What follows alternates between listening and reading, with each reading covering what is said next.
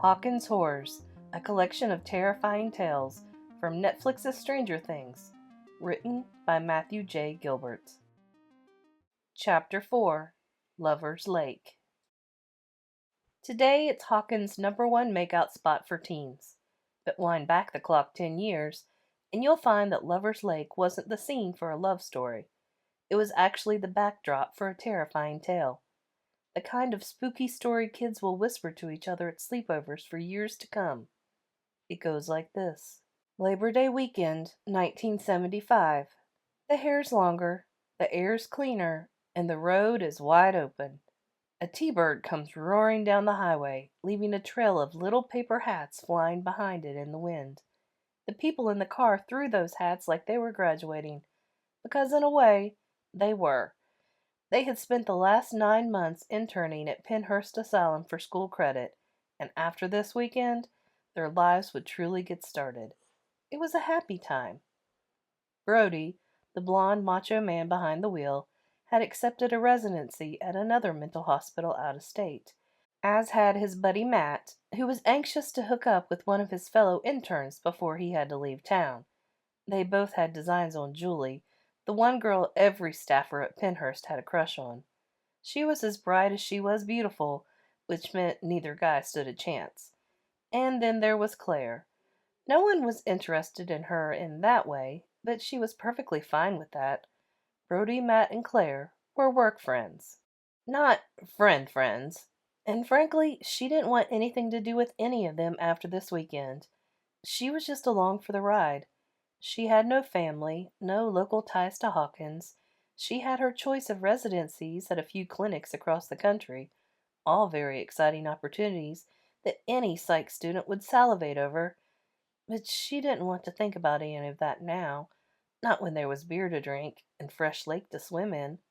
Claire let her mind wander down the drive, ignoring the conversation to let the road underneath the tires lull her into a state of calm. Before long, the road turned to sand and the T-bird's engine went quiet.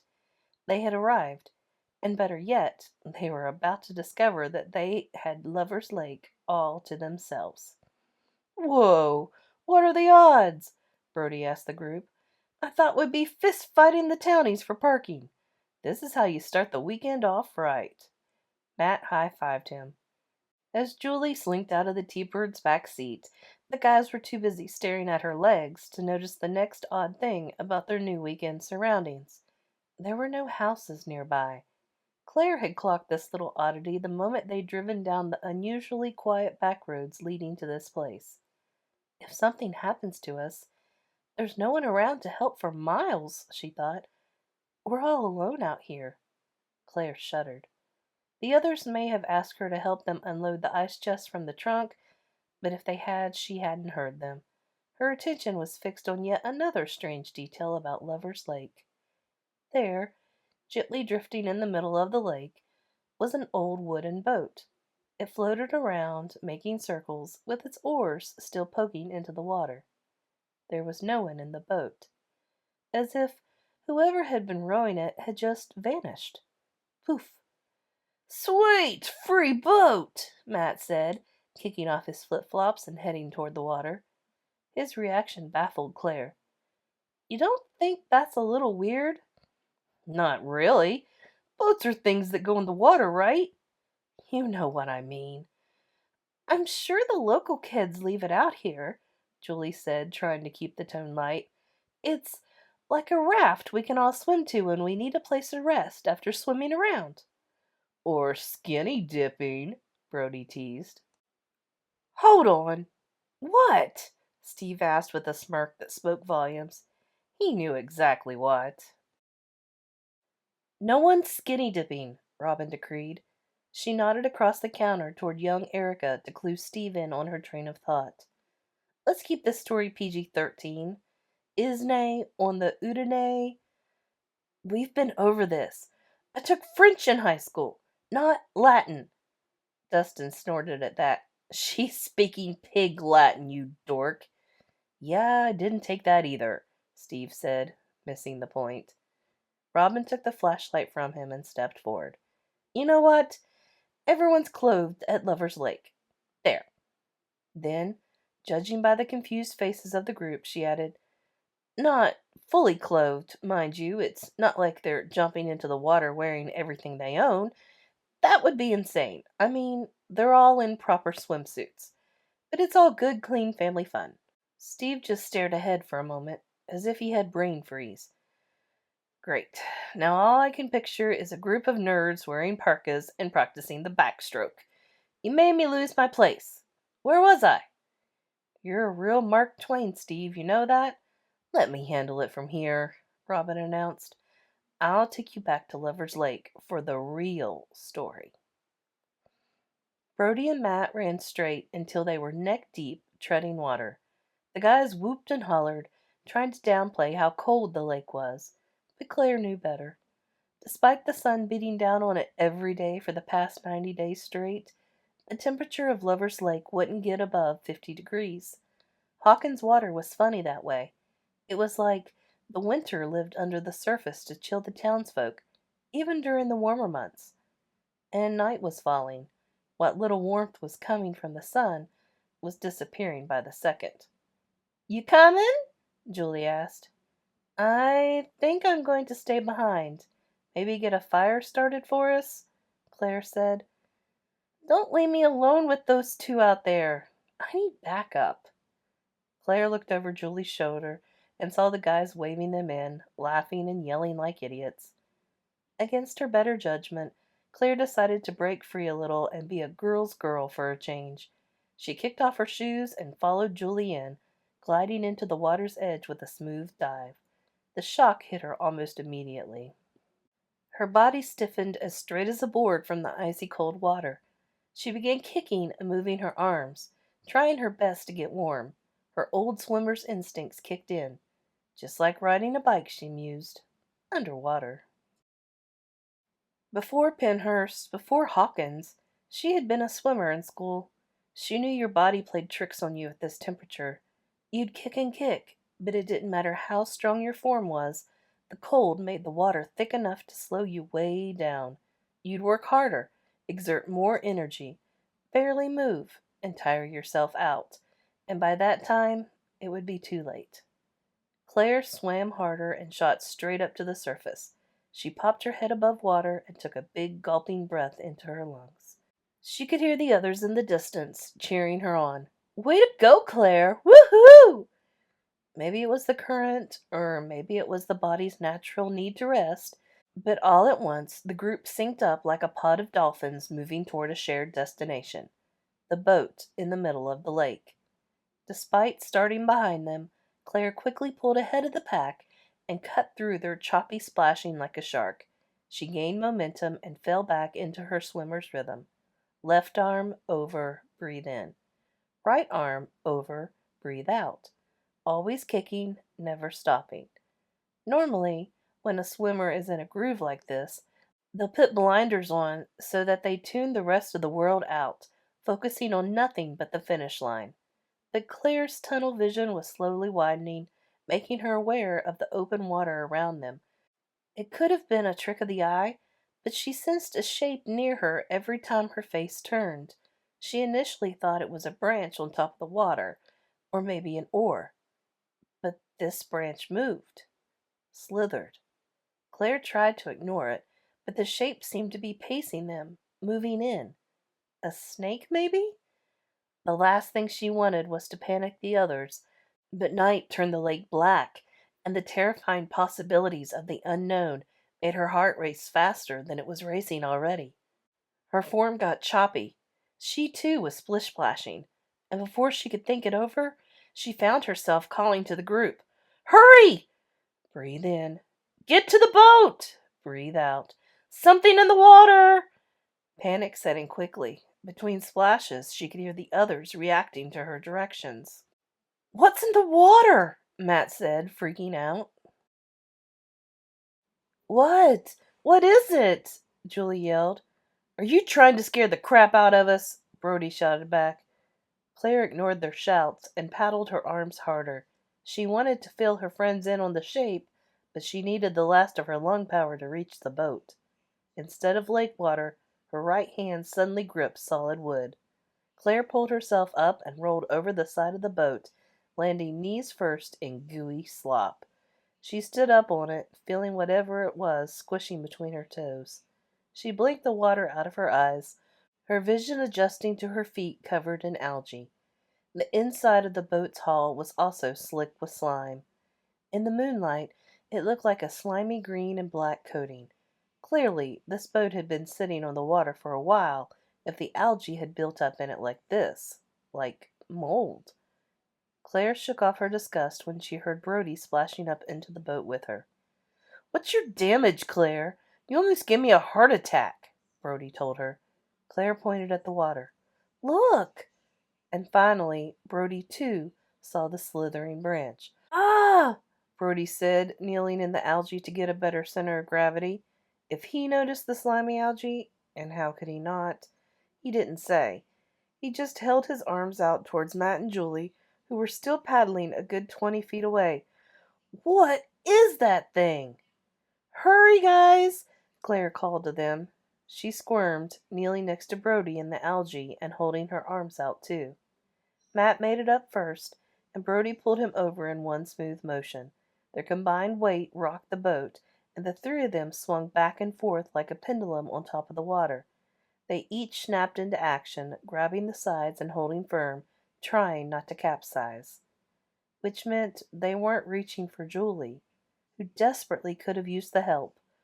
Her legs were starting to numb, the water was getting the better of her, and she could feel something curling around her ankle.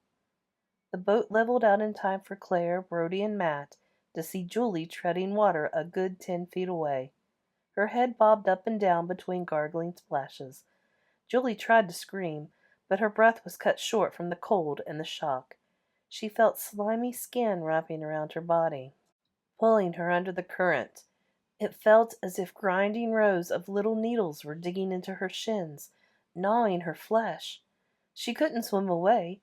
She could barely hold her head up. She finally gasped and gathered enough oxygen to shriek. Julie's wail cut through the quiet night and sent a shiver up Claire's spine. The others heard her gargling bubbles, choking, as she got pulled under, and didn't resurface. All that was left of Julie was a little puddle of red that slowly dissolved to nothing.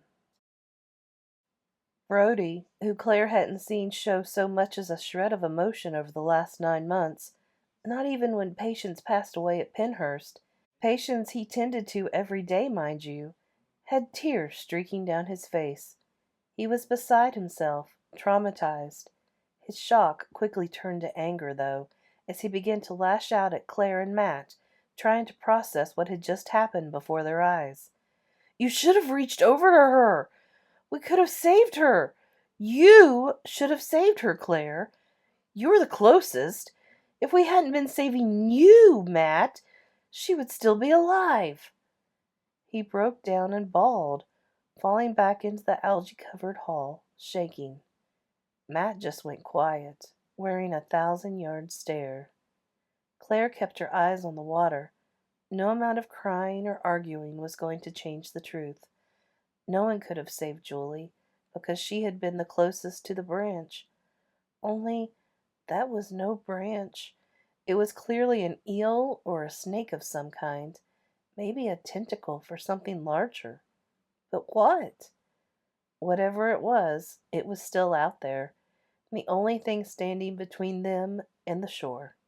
Claire waited for Brody to cool off a bit before asking him to help her row the boat back to shore. It was their only hope. She asked Matt before him, but Matt was so unresponsive. He might as well have been a ghost on board. Claire and Brody each took an oar and rowed in rhythm, but curiously, though they could make the boat gently spin, they couldn't seem to move out more than a few feet. They would simply circle a bit this way or a bit that way, then float right back to where they'd started. "I think we're caught on something, like tethered underneath the boat," Brody announced. "But I don't think we should dive into the water to find out." "Well, that's the smartest thing you've ever said," Claire thought. "So what?" Matt said, suddenly breaking his silence. "We can't just sit here all night. We need to get help." They all sat there, looking at each other for answers, shivering in the dark, as eternity seemed to pass in that silence, during which Matt decided to stop feeling sorry for himself and get brave. What if we tossed the oars? Yeah, sure. We're only sitting in swamp mold while we wait to get eaten, but yeah, things aren't bad enough, Brody scoffed. Let's ditch the oars. Great idea. They're clearly not doing anything for us if the boat's caught up in seaweed or whatever, so let's use them to our advantage. We can distract the snake with them. We'll toss them overboard, get its attention, really disturb the water so it comes to investigate. Then we use that distraction to swim to shore. What about it? No way, Brody protested. Claire might have a shot, but that thing is faster than us. We won't make it. Plus, we can't see anything down there. I vote we wait until sunrise, so we can at least see what's in front of us. Matt looked at Claire. Tiebreaker? Deciding vote? Claire didn't want to admit it, but Brody was right. The darkness had them at a disadvantage. Matt's plan, while brave, was not smart. Matt, I know we're in for a long, cold night, but Brody's right. Fine, then I'll swim it alone, Matt said, shivering. Don't be an idiot, Brody said. We have a better shot if we stick together. You don't get to decide what I do. As Matt and Brody bickered for seniority, Claire saw bubbles forming around their boat. Something was disturbing the water, something beneath the surface. But it wasn't just in the water, it was under their feet. What, what? Matt said, startled. Everyone in the boat suddenly crawled back, balancing on the rim of the boat, trying to pick their feet up off the hull. It was not their imagination. The algae underfoot seemed to be moving. It oozed below them, seeping toward the center of the boat and between the planks of the hull. The sledge swirled like water being sucked down a drain. In a matter of moments, the wooden hull was revealed, and the water around the boat was still. They all stayed quiet, holding their breath, trying to understand what they'd just seen. Algae moving like a puddle before their eyes. It defied explanation. Brody looked overboard, seeing his reflection in the watery void. If we tell people what we just saw, they'll lock us up in Penhurst, Brody mused to his reflection. A wave suddenly crested out of the lake. Only it wasn't water. It was like a net of slimy, wet algae that the lake spit out. That it spit out. Before Brody could react, the algae wave completely covered his head, tightening like a fishing line being reeled in. The organic slop formed around his head, squishing his face until it melted and his eyes popped out. And with one final pull, the indescribable substance sucked Brody's body overboard without so much as a splash. It took him in, thickening the water around him like a gelatinous pit that swallowed him up into pure, goopy blackness. It was disgusting. Wait! Hold up, Mike said, butting into the story. The algae was alive? Yep, Robin replied. Is it part of the snake thing, or is it its own thing? That's actually subject to debate, Steve piped up. I've heard the story two different ways, the right way and the wrong way. Now, the right way is that the algae and the slithering tentacle from before are both part of... It's not a tentacle. What would you call it then? It's an eel, because it's a hybrid animal. It's part eel, part shark, part jellyfish, and the algae are separate organisms that live on it, like those bottom feeder fish that hook onto whales. That's what makes this so scary. This is a real thing that's out there right now. People I know have seen it. It's a hybrid. Nope, it's a giant sea creature. Don't say creature. Don't try to sway the crowd to your side. Say what you really think it is, and if they still buy your story, a sea what? Say the word. A sea monster. Guffaws came from the video store crew. Steve was losing them. "Hear me out," he pleaded over the chorus of voices. "I'm not saying sea monster like Loch Ness or something. I'm not one of those tinfoil hat people. I'm just saying it is common knowledge that something lives in Lover's Lake, and it's big. I'm not saying dinosaur, but something that size and from that time. It's been here, in Hawkins, all along, lying dormant on the bottom. Is that so hard to believe, after everything we've seen?" The video store went quiet once more, each of them knowing all too well what he meant. Steve looked back at his flashlight. "No one knows for sure where this monster came from, only that it's hungry, and it's almost feeding time again." Lover's Lake was getting colder. Claire and Matt huddled together for warmth on what seemed like borrowed time. Their options for escape were being cut down by the minute. Waiting around all night wasn't going to help them. In fact, it could be a one-way ticket to hypothermia. Trying to outswim it wouldn't work. Even if Matt's distraction idea drew its attention, the oars wouldn't keep it occupied long enough for them to swim to shore. It would know the oars were made of wood. It would know it wasn't prey it could toy with. It seemed the only thing that could keep the underwater thing occupied was something with a pulse. And that's when Claire got the idea. She turned and looked at Matt, considering everything she knew about him, which wasn't much, because they weren't friends. They were work friends. Besides his having a psych degree and enjoying leering at Julie, she didn't know anything about him at all. She didn't really know anyone in Hawkins besides these three people. Now it was down to one. Claire had no family, nothing tying her here to Hawkins. She was a stray who could leave a town at moment's notice without anyone asking after her. Why couldn't she start fresh? Why couldn't she live? The idea grew. She'd tell Matt they were going with the first plan, his plan, and use the oars to get the thing's attention, swishing the water. Then she'd pull an oar, acting like she was going to toss it over. But really, she was going to use it on Matt. She'd knock him on the head and throw him over to feed the thing. It would suck his body under and digest him. That would give her enough time to swim back to shore. It was the only way. And she didn't even have to wait until sunrise. She was tired of being cold. She was tired of hearing her teeth chatter inside her head. "We should try your idea, with the oars," she sputtered. "Are you sure?" he asked nervously. "What about waiting until the sun comes up?" "I don't think it matters when we try to leave, day or night. This thing is here and waiting to feed.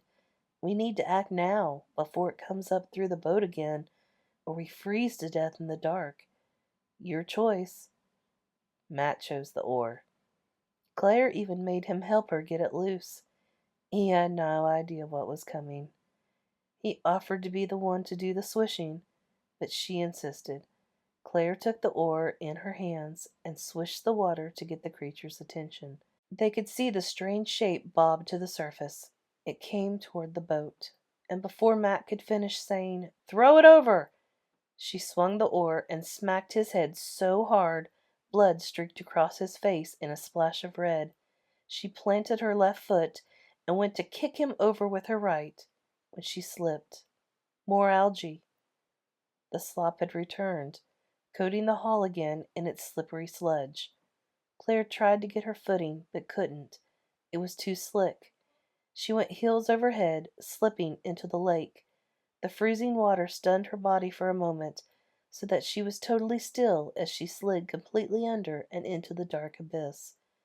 Matt caught himself mid-fall, his arms instinctively coming out to catch him, though his brain was on autopilot from the wound. He didn't fall out of the boat. He just hit the stern. He was laid out like a dead fish, flopping around with shock. The hull algae pooled around him, then slowly curled around his body, covered his stomach, shoulders, and face like a blanket. It squished everything and pulled him down with force, ripping him clean through the hull and snapping the boat in half. That's when Claire saw it with her own eyes under the water. The algae shrunk around Matt's lifeless body, sealing him in like a cocoon. The algae wasn't algae at all. It was a throbbing appendage on the end of a long, spiny tentacle, part of the thing under Lover's Lake. She could see nothing past that, only blackness, but she could tell it was watching her. Claire started kicking. She needed to kick fast and hard if she wanted to have enough of a head start to swim to shore. She broke through the surface just in time to gulp some much-needed air. The water coalesced around her, pushing the slithering shape to the surface once again, almost lifting it toward her. Claire was panicking, taking huge breaths and paddling her arms. Breathe in. The slithering shape whipped behind her. Breathe out. It slithered closer. Breathe in. Closer. Breathe out. Closer still. Through the choppy water, Claire could see the shore. Another 30 seconds and she would be free. She shook a vision of Matt's bloody head from her mind and kept kicking. Safety was within reach. So was Matt's head. Another flash of blood. No time to think about that. Claire focused on swimming faster and faster. Her fingers stretched out and soon touched wet earth. She could put her feet down. She felt the squishy earth between her toes, that familiar mucky feeling, as she got her footing, then ran up onto shore and threw herself on the hood of Brody's T-Bird. She was safe. She was out of the water. "I made it!" Claire shouted in defiance at the water. "You didn't get me!" Air filled her lungs as she looked out onto Lover's Lake. It looked peaceful, still. When she finally stopped panting, she knew she could breathe easy. She rubbed feeling into her shoulders, every part of her slowly warming up, except her feet, where she could still feel the cold, wet sand under her toes. She went to squeegee it off the bottom of her foot when she felt a quick sting. It wasn't sand. It was the algae. It ran in a long strand from her foot through the sand on the shore and into the water like a giant seaweed vine, and before she could scream, it pulled her off the hood of the car and into Lover's Lake once more. Her face vanished under a froth of bubbles that went from white to black to red. "I'm never going swimming again," Max said as a hush fell over the video store once more. Dustin and Mike nodded quietly. "When's the power coming back on?" Erica asked impatiently. "Trust me, you'll know when it's back," Steve answered. "The store lights will kick on automatically." Lucas stared at the glass, acting as a lookout. He cupped his hands around his eyes, as if that would help him see through the night better, but it made no difference in a blackout. He sighed. "The streetlights are still out," he observed. "I can't even see stars in the sky. It's dark up there and it's dark down here." "If only we had the blood moon to light our way, right?" Max asked. No response. Max sat up from the shadows, trying to get a good look at the faces around her. She couldn't see their expressions from here, but their silence was obvious. They had no idea what she was talking about. "Tell me you guys have never heard of the blood moon," Max said. "Sounds made up," Mike responded. "Is that from a movie?" Dustin asked. "Not everything is from a movie," Lucas told him. "I knew it," Robin said, hopping off the counter with a maniacal glee. She sat next to Max on the floor. "You're kind of witchy, aren't you?" "I'm not," Max admitted, "but some girls in school are." Then she corrected herself. "I mean, were. Some girls in our school were." "So spill," Erica chimed in, still leaning against the counter. "What's a blood moon, and what's it have to do with witches and high school girls?" Max looked at Steve, holding her hands out. "Might as well," she said, nodding for the flashlight. Steve threw it her away, and with a click, Max was illuminated and ready to explain. There was a blood moon late last year over Hawkins. Now, a red full moon may seem like peanuts compared to what we've all seen, But that's because we don't know how to harness its power. We don't know what it means. We're just looking at it like a moon. Those gothy girls at our school, the ones who call themselves the Daughters of Darkness, I remember those girls, the ones who listened to The Cure, Steve recalled. Hey, I like The Cure, Nancy shot back, insulted. Since when? All right, Jonathan. The back and forth melted into an awkward pause. As I was saying, Max spoke up, reclaiming the floor, the Daughters of Darkness go out into the woods during lunar events like that to do ceremonies and practice blood magic spells. Real weird stuff. The last time there was a blood moon over Hawkins, they went out to do their thing, and they never came back. I heard the true story of what happened that night, the night I'm sure their parents begged them to stay home. But you know how some girls are.